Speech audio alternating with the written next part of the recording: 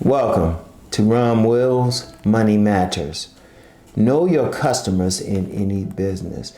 Now this goes beyond customer service. You always want to have great customer service, but know what type of customers you have. Know what your group is. I'll give you an example from my own YouTube thing. There was a young lady who was interested in doing a collab with me and talking about certain things. I was like, that ain't gonna work. In fact, there's some young ladies I've done some collabs with, and I said, nah, we could talk about this, or this will be a problem or something. Because I know what type, I have a general idea what type of customers I'm going to get, what type of men and women who are going to watch my videos on that channel. I have an idea what type of people are going to watch the videos on this channel. Very business orientated. I have an idea who's going to watch the videos on my Deep Thought channel, more philosophical. Any business you get into, I don't care what it is. It could be cooking. It could be cooking. Let me use that for an example. If you have a business, say you have a restaurant or a delivery service, whatever, takeout place, you need to know, okay, what food do your customers like? When they come in, say you have a cupcake place. You selling cupcakes, you making cupcakes. Which cupcakes do they go for the most? Which cupcakes they don't like? Which cupcakes sit there, you may have to give them away or something, give them to a homeless shelter or something, because people aren't buying them. I don't care. If you have clothes, let's say you have a clothing store. Okay, first of all, what customers are coming in there? What are they buying? Now, you might start the business. Yeah, you start the business in general. You have a general idea about your demographic and everything, but who's actually coming in? And then when they come in, I don't care what it is, whether you're selling products, whether you're providing services, what are they getting? Say if you're providing services, which of your services are they getting the most? Which services are they buying the most? What is your big thing? What is your big product? What products? You have several products. What products are you buying? Now, I've mentioned, I'm a publisher. The book that's bought the most for me is my book, Nice Guys and Players. That's my main seller. That's my major seller. That's been my major seller for 25 years. Now, I have other books. I have a follow-up to Nice Guys and Players. I have a book for the ladies, but they don't sell as well. They sell, but not as well. I also have a few fiction books, and they don't sell as well either. So I have one thing. Okay, I have 9 books on the market, but then there's one thing. Okay, I understand that. That's my major seller.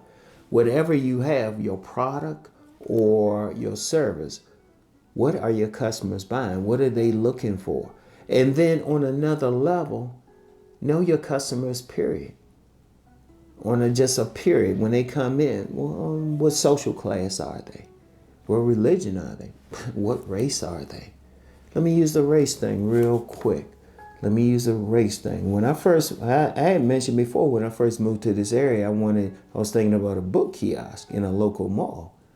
But it would have been selling primarily black books by black authors. And I walked around the mall, and I didn't see too many black folks. I was like, yeah, I don't think this will go well up here. And it's kind of good I didn't get stuck up there anyway, because that mall is closing down. But you have to think about it. Like if you start a brick and mortar business, or you want to check out a mall for a store to sell some products, walk around, look at the people. Look at the age group, everything. Is it a bunch of older people that's coming in there, or a bunch of younger people? Like in my neighborhood, there was an ice cream shop that just opened up. When I first went there, I saw all these older people around. They were sitting there getting their ice cream and everything. Now, I'm going to still check it out, see what their main customers are, but you pay attention to that. In fact, that particular shopping plaza, it's a lot of older people that come there. Even though they do have a place for younger people, but the younger people usually focus on this one store. It's a store selling like board games and stuff like that, like Dungeons and Dragons type of games and everything. But when I look at the other places, it's mostly older people. It's mostly older people. You look at the age, you look at the race. If you can figure out the social economic background, which means their social class. Do you have a bunch of working class people that come in that area? Or if you have a business, working class people or upper class people, whatever.